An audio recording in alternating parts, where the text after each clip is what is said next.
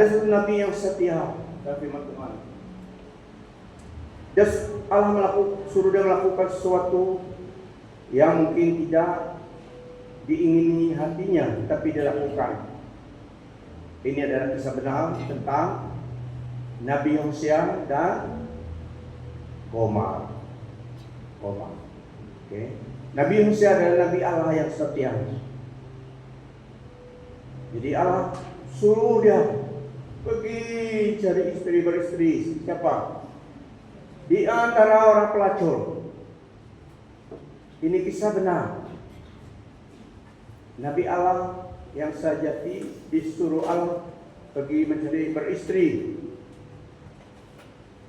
Ini dalam firman Tuhan, kisah benar ini tentang Hosea dan Gomar is one of the most provocative, emotional charged account in the Bible.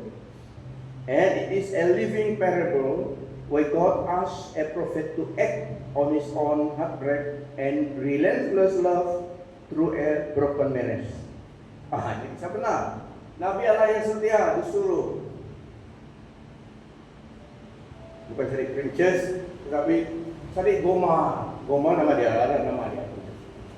Di dalam firman Tuhan, Hosea 1,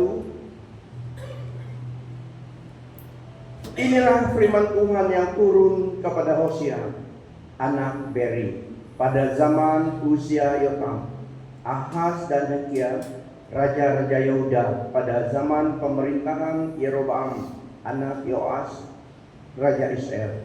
Apabila Tuhan mula berbicara dengan perantaraan Hosea, Dia berfirman kepada Hosea, pergilah, beristrilah seorang perempuan lacur dan milikilah anak-anak pelacur.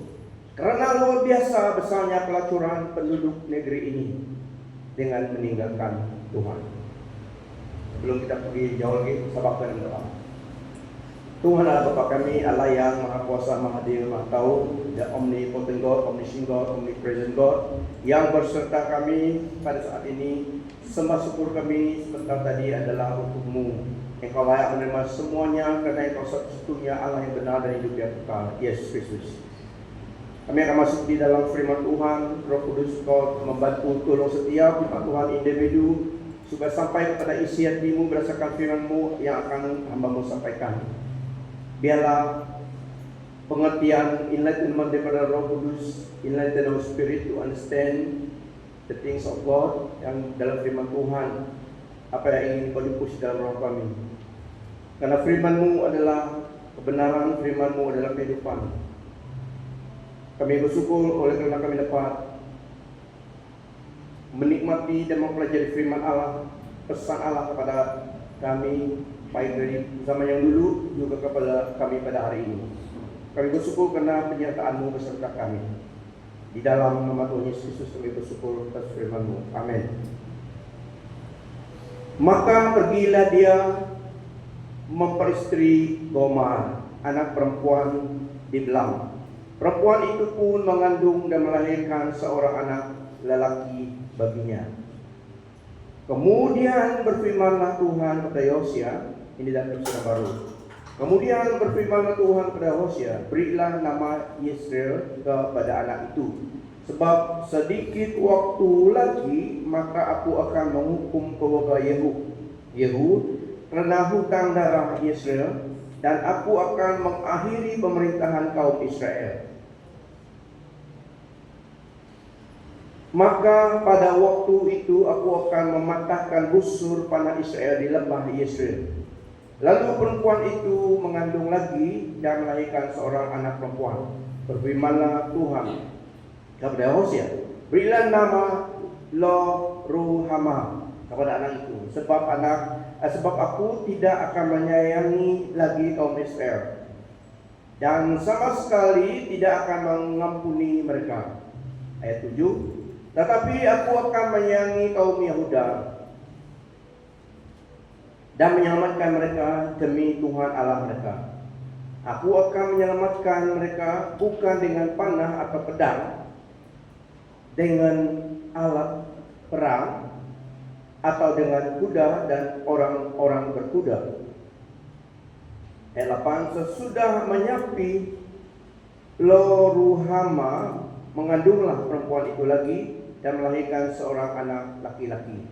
Setelah Lo Ruhama bercerai susu atau tidak bersusu lagi, tidak dinilai lagi, perempuan itu mengandung lagi lalu melahirkan seorang anak lelaki. Lalu berfirmanlah ia, berilah nama Lo Ami kepada anak itu, sebab kamu ini bukanlah umatku dan aku ini bukanlah Allahmu. Dan ayat seterusnya, ayat 10 adalah tentang janji tentang penyelamatan.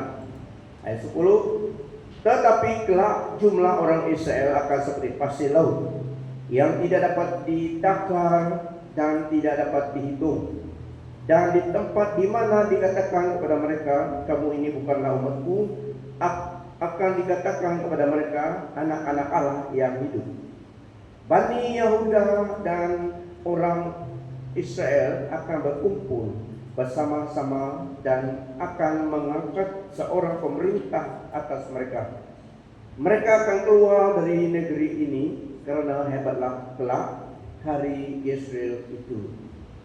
Nah, saudara lihat sini, ayat 2 adalah perintah Allah kepada nabinya, Nabi Allah, Hosea.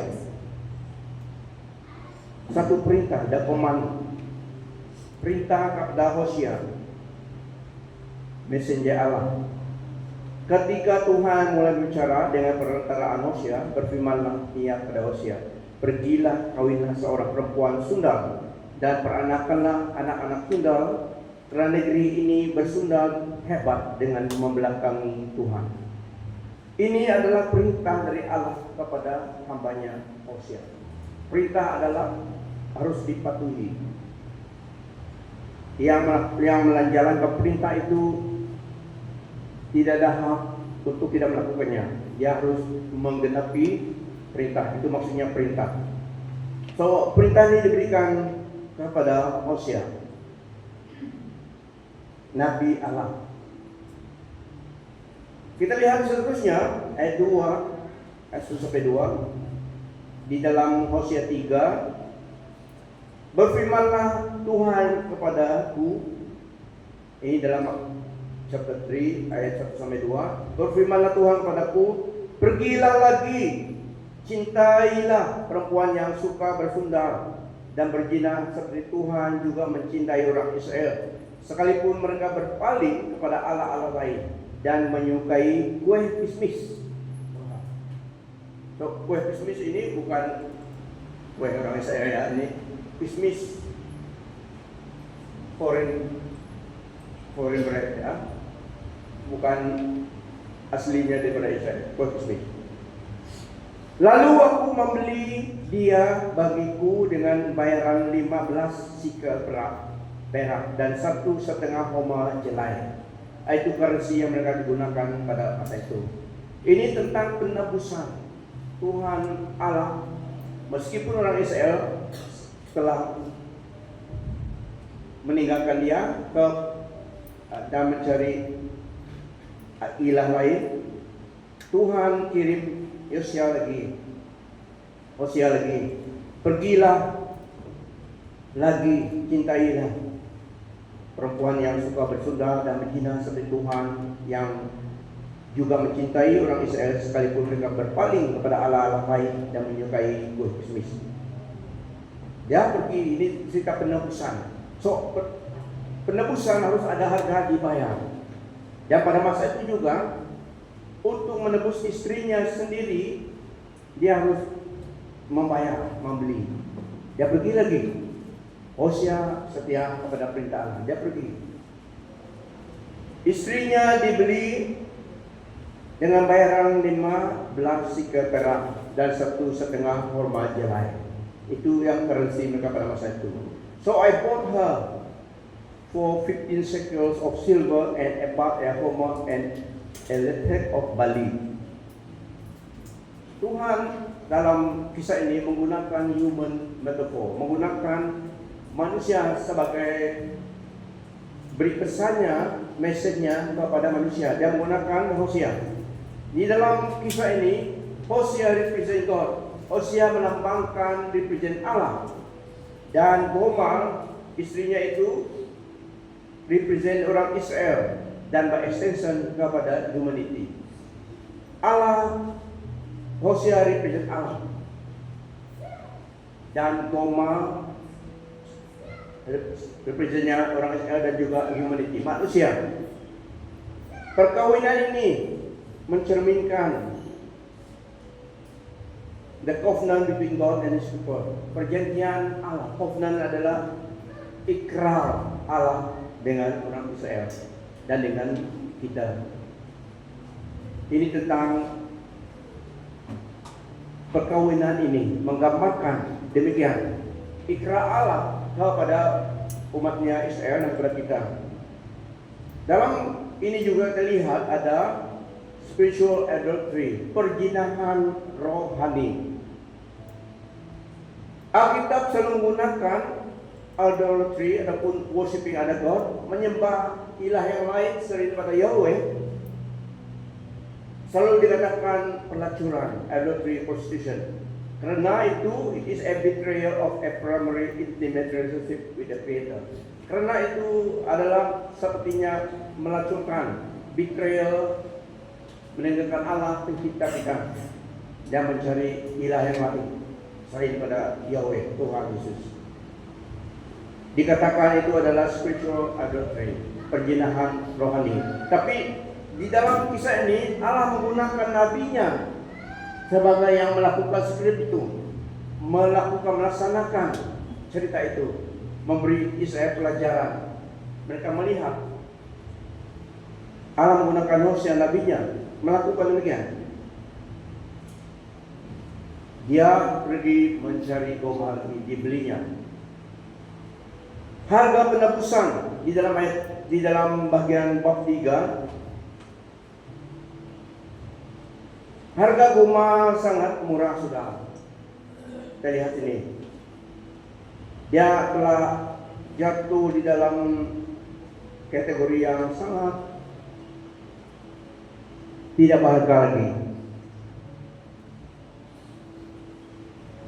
Hosea pergi membeli balik istrinya sendiri.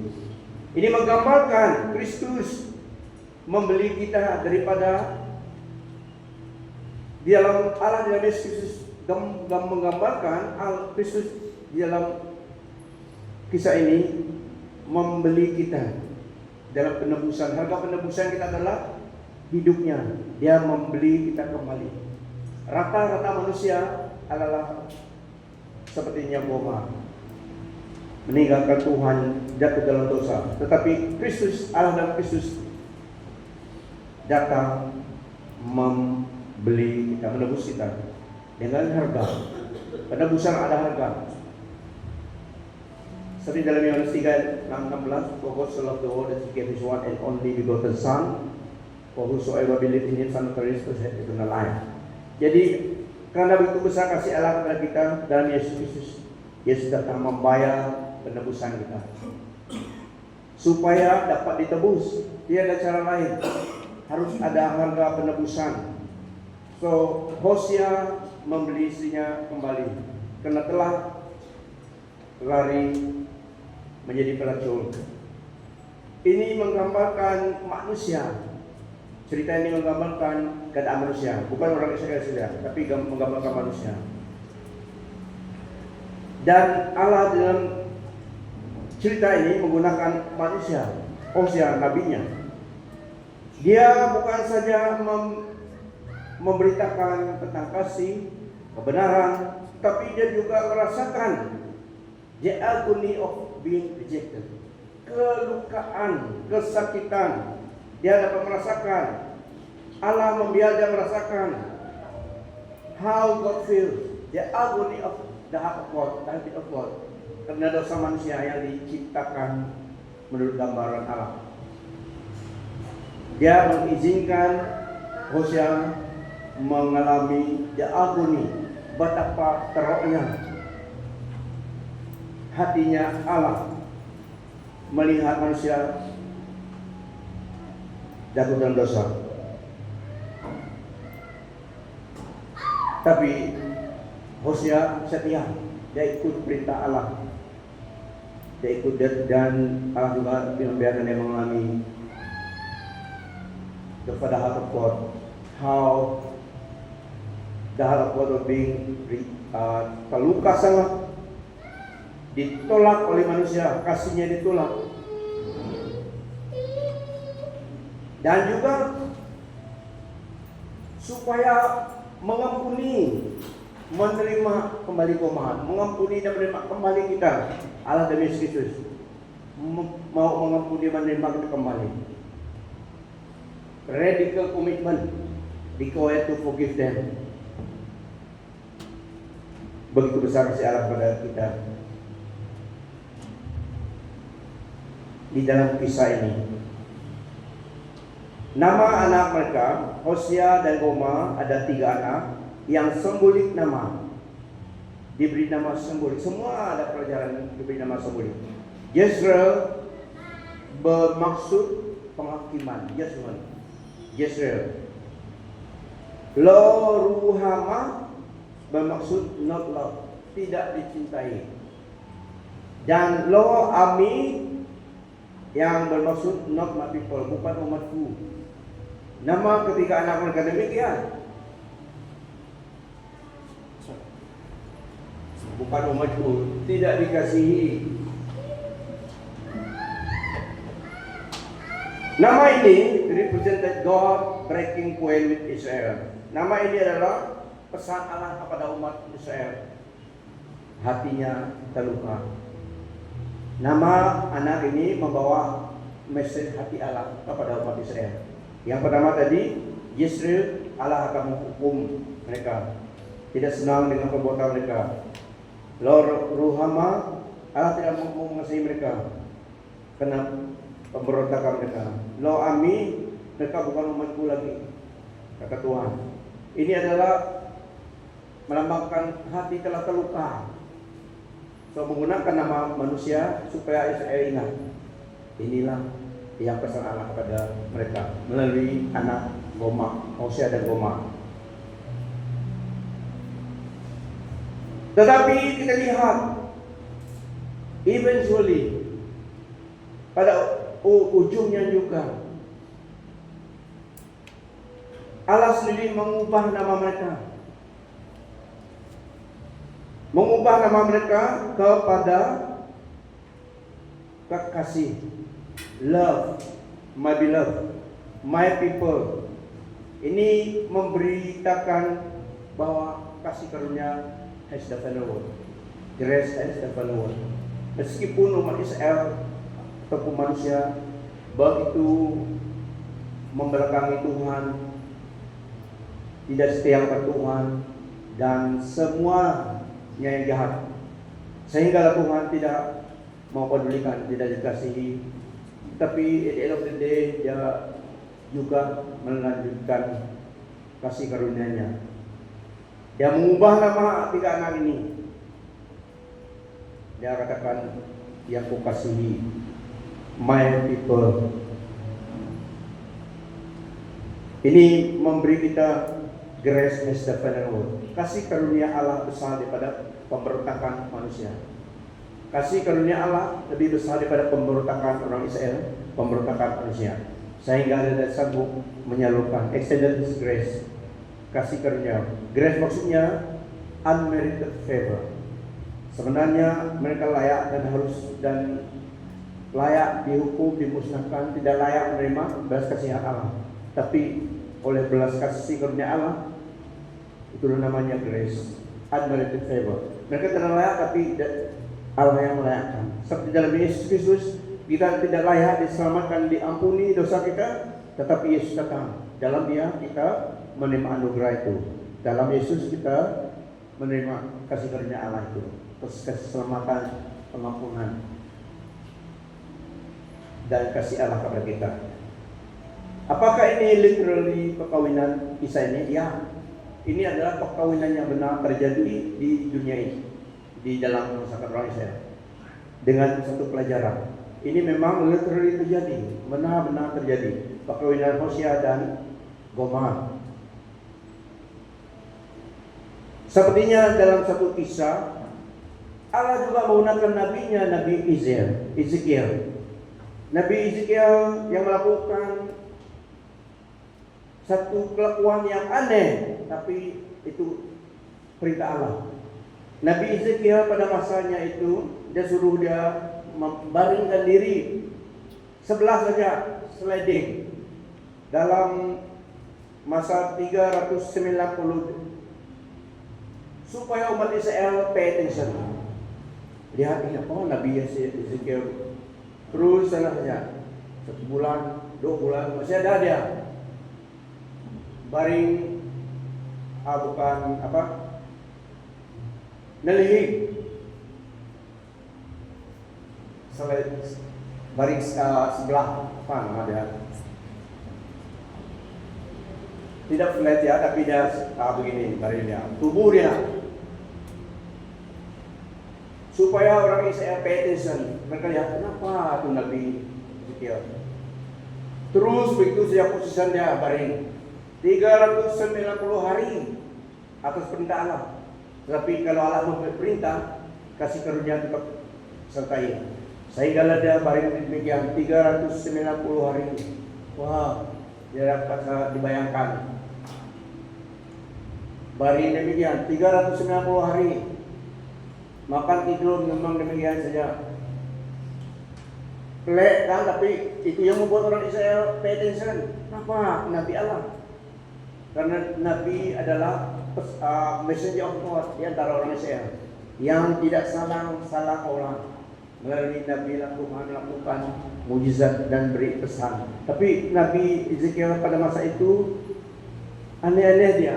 Begitu saja dia sampai 390 hari.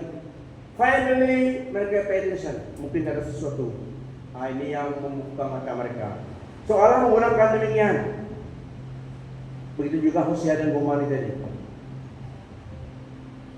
Nah, ini kisah benar yang terjadi di dalam Northern Israel, Kingdom of Israel. Kita tahu Israel dibagi dua setelah Solomon, waktu pemerintahan Solomon, after pemerintahan Solomon. Karena dosa mereka, Allah membagi duakan Israel, Northern Kingdom, Southern Kingdom. Judah inilah yang setia, Israel, Northern Kingdom. Sampai hari ini ada Northern Frontier itu Israel. Nah, kisah ini benar pada masa itu di dalam Northern Kingdom of Israel. Pada masa itu adalah masa sangat kekayaan melimpah, great material wealth, kekayaan melimpah dalam negara Israel. Tetapi extreme spiritual decay and Baal worship. Dari segi material kekayaan duniawi, itulah one of the peak moment kekayaan melimpah di dalam negara itu. Tetapi dalam atmosfer rohani sangat merosot. Spiritual decay, bukan merosot, terlalu rendah. Mereka menyembah Yahweh lagi, menyembah Baal worship, menggunakan estorapo, sampai hari ini estorapo yang bulat tinggi itu, nama itu estorapo, yang mereka sampai hari kita ada yang menyembahkan, itu dari dulu sudah ada Baal worship. So ini masa itu, setting adalah masa itu extreme spiritual decay, tapi kekayaan melimpah as far as what is concerned. Nah, pada kita application pada kita hari ini sebagai orang Kristen, mungkin kita melihat ataupun boleh kita sedar sudah, dosa adalah bukan sekadar melanggar peraturan. Sin is not just breaking a rule. Dosa memang melanggar peraturan Allah, tetapi lebih daripada itu. Dosa adalah seperti dalam kisah Yosua ini mengajar kita bahwa dosa adalah breaking a heart, mematahkan, menghancurkan hati seseorang. Itu dosa. Jadi dosa mematahkan, menghancurkan hati Allah dalam kisah Yosia ini. Dosa bukan sekadar itu menyalahkan, tetapi menyalahkan peraturan Allah, tetapi melukakan hatinya, menghancurkan hatinya. Karena kita ada hubungan dengan Tuhan, persekutuan dengan Tuhan dalam Yesus Kristus. Ya, seperti dalam masa Israel. So, dosa adalah bukan sekadar melanggar aturannya, tetapi mematahkan hati Allah yang mengasihi kita. Kita lihat juga pada masa itu adalah, dalam kisah ini adalah the scandal of grace. Maksudnya skandal adalah morally wrong. The scandal of grace. Anugerah Allah kepada kita dalam Kristus melampaui ataupun scandalous. Itulah scandal of grace. Morally wrong, tapi Allah melakukannya. Allah melakukan scandalous, melampaui. Anugerah Allah curahkan kepada kita dalam Yesus adalah melampau. The scandal of grace sebenarnya kita tidak layak, tetapi Kristus melayakkan. Dia yang melayakkan. Allah melayakkan dalam Dia dan Kristus. Kita layak menerima anugerah itu. So ini scandal of grace. Kita tidak layak sebenarnya, tapi dalam Kristus Allah melayakkan kita. Scandalous, melampau. Anugerah Allah kepada kita di dalam Kristus melampau. So, gambaran perkawinan Hosea ini tadi, perkawinan mereka adalah scandal to the community, kepada masyarakat mereka.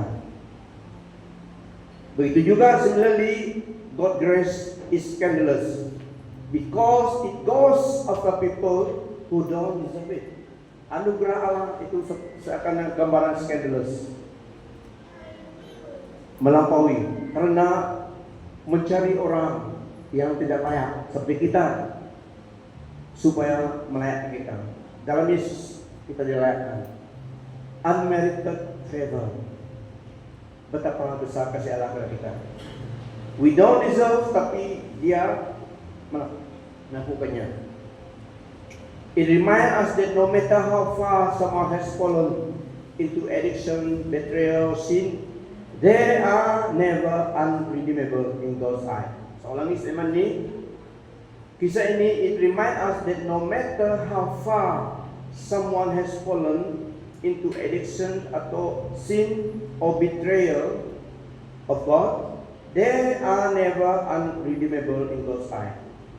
Ini memperingatkan kita betapa dalamnya, betapa jauhnya, betapa jahatnya seseorang itu, betapa dalamnya dia telah jatuh dan dosa dan kehancuran kehidupannya di dunia ini.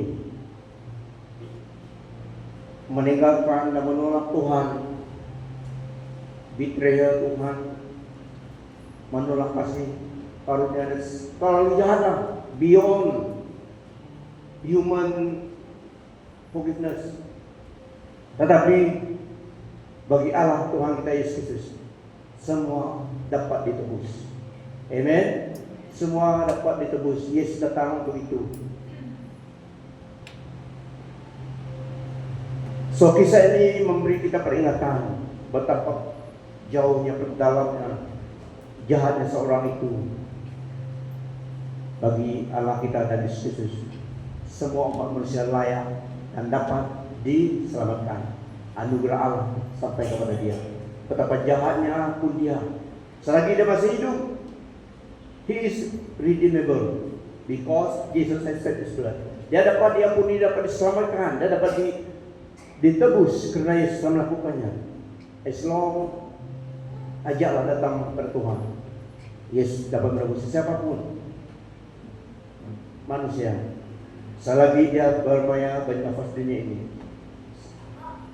Hatinya harus berubah dan datang kepada Tuhan. Dia dapat diampuni.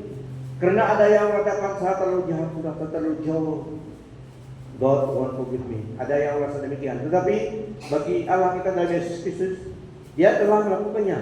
Dia tidak akan melakukannya lagi. Dia telah melakukannya. It is finished.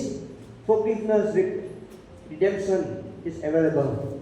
Kasih karunia Allah disalurkan kepada sesiapa yang datang kepada Dia. Betapapun jahatnya, Tuhan dapat mengubahkan status kita, destiny kita di dalam dunia ini. So that's why kalau kita yang dapat kita lakukan berdoa bagi mereka, serahkan mereka kepada Tuhan. Tuhan curahkan anugerah-Mu, serahkan mereka. Walaupun kita tidak dapat mengubahkan hati seseorang, tetapi dengan doa kita minta daripada Tuhan, Tuhanlah yang bekerja dalam hati seseorang. Karena tidak dapat mengubah hati manusia,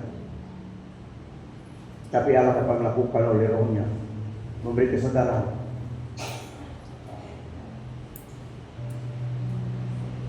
Dan Toma ditebus. Amen. Itulah dia dalam kisah ini juga. So betapa jahat pun seseorang itu di mata manusia, jika dia datang kepada Tuhan Yesus Kristus, dia dapat diampuni, dia dapat diselamatkan. Betapa benar pun seseorang itu di mata masyarakat, tapi dia tetap menolak Tuhan. Dia tetap self-righteous person. Dia tidak ada tepat di dalam kerajaan surga. Karena dia ingat dia layak berdasarkan diri dia. Semua kita harus menerima kasih karunia Allah. So, betapa jahat seseorang itu di mata masyarakat, betapa ditolaknya mereka apabila mereka datang kepada Tuhan. Hidupnya dihiasi, dirubah dan diselamatkan, diberi identiti baru dari Yesus Kristus, ciptaan baru.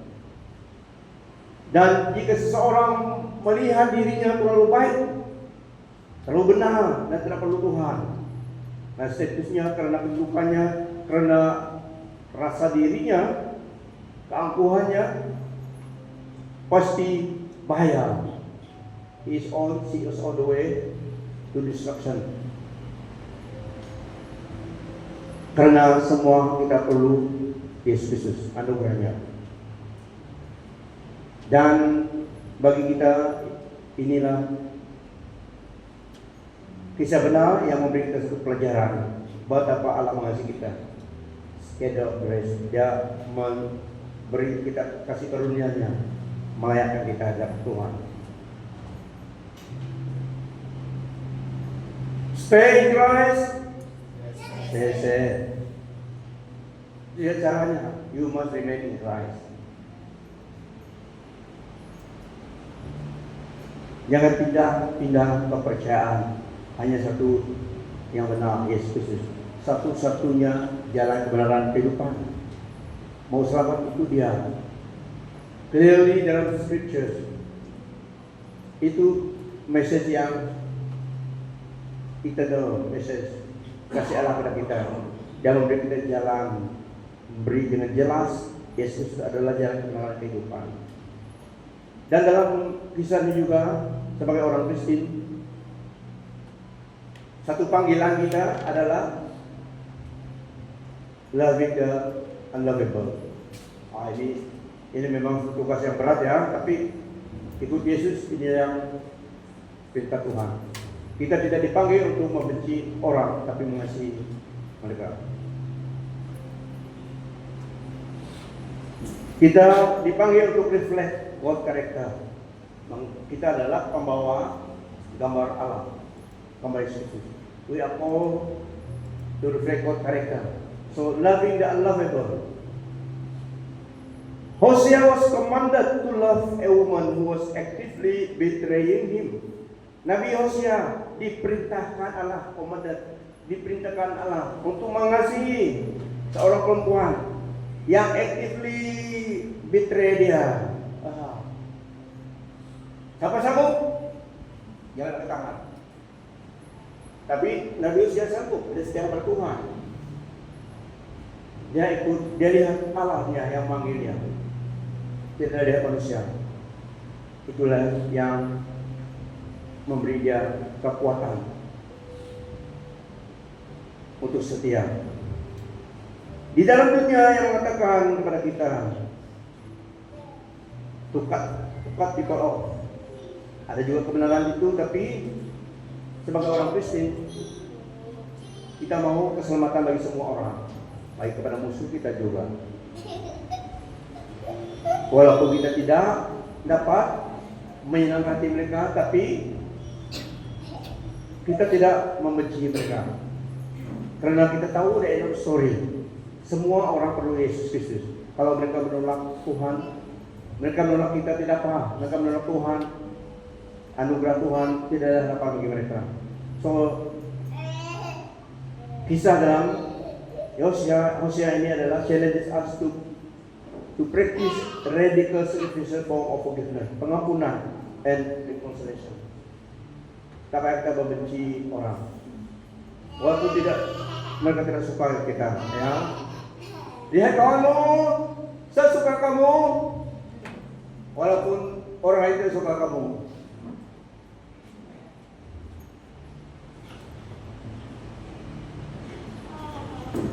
Dan di dalam kisah ini juga Hosea pergi ke tamu manusia, slave market. Pada masa itu ada pasaran yang demikian. Pasaran yang digunakan dikatakan slave market. Dia pergi lagi cari istrinya, membeli dia, ada juga duit dia. Dia kerja, kumpul duit, cukup duit, pergi cari istrinya tadi. Sana dia, tengok ada harga sudah tak, oh cukup. Dan berbusuk, goma dia, pulang lagi. So ini menggambarkan Tuhan Yesus datang kepada kita, kepada market broken wall, membayar hutang kita. Tuhan Yesus datang daripada surga ke dunia ini untuk kita, bukan untuk dirinya, tapi untuk kita manusia yang berdosa, tapi ciptaan Allah yang mulia. Tuhan Yesus datang karena kasih Allah kepada kita, kepada dunia yang menolaknya. Sampai slave market, dia datang membayar harga dosa kita. Ada harga akibat dosa.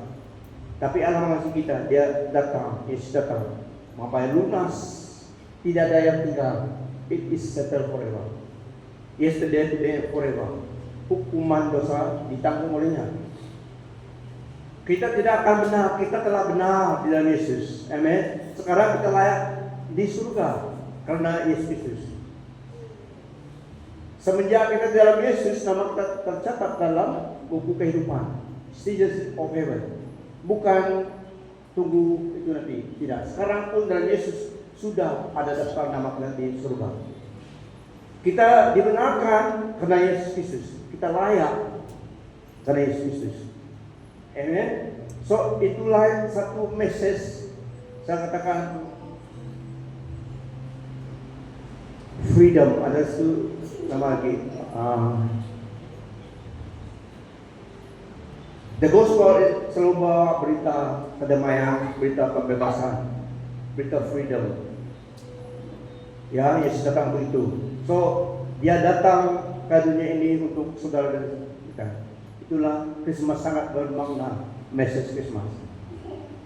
Ya, message Christmas karena Yesus telah datang untuk kita. Lebih daripada 2000 tahun yang dulu. Kisah ini juga memberi kita gambaran justification. Ya, saya selalu ulangi ini. Kristus datang menebus kita. Kita justified di hadapan Tuhan. Justification. Redemption tadi dia menebus kita. Dan justification, kita dibenarkan di hadapan Allah karena dalam Yesus.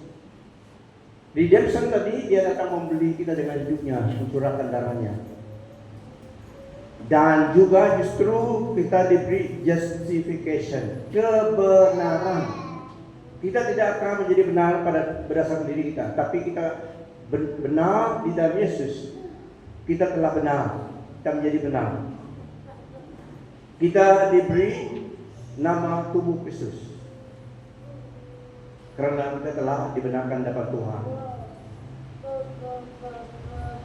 So, bagi kita secara pribadi, personal reflection, tanyakan diri kita, apakah kita di mana bagian kita seperti Gomar tadi, seperti istri Hosea tadi, Gomar, mencari kepuasan in lovers. Dia pergi ke market lain. Bagaimana dengan kita? Kita telah ditebus oleh Yesus. Kita adalah persekutuan dengan Tuhan. Gambaran Hosea dan Gomer. Apakah kita mencari lovers lain? Maksudnya money, status, habit other than God, lebih daripada Tuhan. So, tanya diri kita sendiri. Kisah benar ini, perkawinan ini memang benar terjadi, tapi justru ada pelajaran kepada orang Israel dan juga kepada kita. Hosea remind us that God is waiting for us to come home, ready to speak tenderly to us again. Hosea menggambarkan Allah sebagai Bapa kita, selalu menantikan kita pulang ke rumah Bapa. Amen. Persekutuan dengan Dia. No matter how far kita mengingat Tuhan dalam hati kita, dalam hidup kita, Dia mau inginkan kita terus bersama dengan Dia. So inilah tentang Hosea dan Gomer. Kasih karunia Allah yang melampau.